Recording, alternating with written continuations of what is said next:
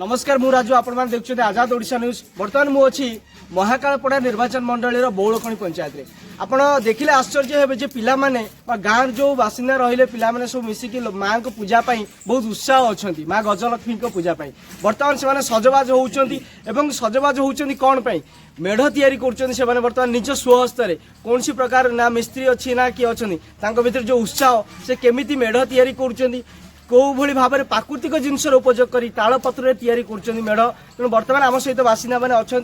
सहित आलोचना करवा मोहरु शुणा भाई कौन परिचय देवे आप मो ना दिलीप मंडल। बर्तमान जो ताल पत्र तैयारी चलती इटी मु जहाँ भी सूचना पाइली जे गाँ पिला सहयोग होउची कौन भावना रखिकी आपण मैंने बर्तमान तो जो प्रकार है भड़ा देकी विभिन्न टेंट भड़ा नि बर्तमान आपण मैंने गाँ लोक मैंने मिसिकी तैयारी कर निज स्वहस्त कौन कहे विषय आज्ञा गोटे कथा हूँ जितेबले गजलक्ष्मी पूजार गोटे आगमन येटा आसे से गाँव महलटा पूरा परिवर्तन हो जाए निश्चित निश्चित से गाँव पिला माने बहुत एक्टिव होगी आसती जे आमे प्राकृतिक जिनस द्वारा किसी गोटे करिकी आमे महाकालपड़ा बासी को बा सारा ओडिशा को आमे आमर कृतिकला को प्रदर्शन करने लगी पड़ती किंतु गाँव समस्त छोट छोट कुनी कुनी भाई आरंभ कर वृद्ध लोक आरंभ कर समस्त लगी समस्त सहयोग करी आमे किभली भाव में आहरी आकर्षित करें लोकंर मन आकर्षण ये करी आमर सब वर्ष बहुत लोग ये आसती पूजा देखती गत वर्ष काउरियार मेढ़ होता ए वर्ष तालपत्र मेढ़ करुचु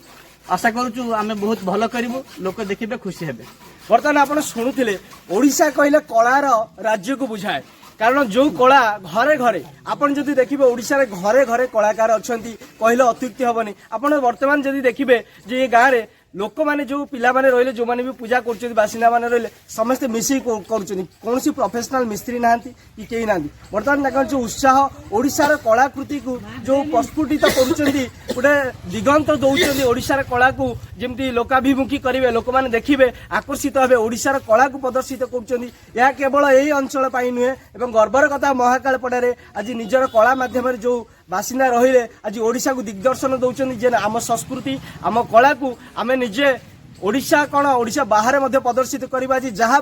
ओडिशा भूयसी प्रशंसित निजर कलाकृति एवं आम आजाद ओडिशा तरफ अशेष अशेष धन्यवाद देवु जे एमती प्राकृतिक जिनस उपयोग करी एवं ओडिशार कलाकृति को आगु को बढ़ाउथिबार अशेष अशेष धन्यवाद देवी आम सहित मौसा अच्छा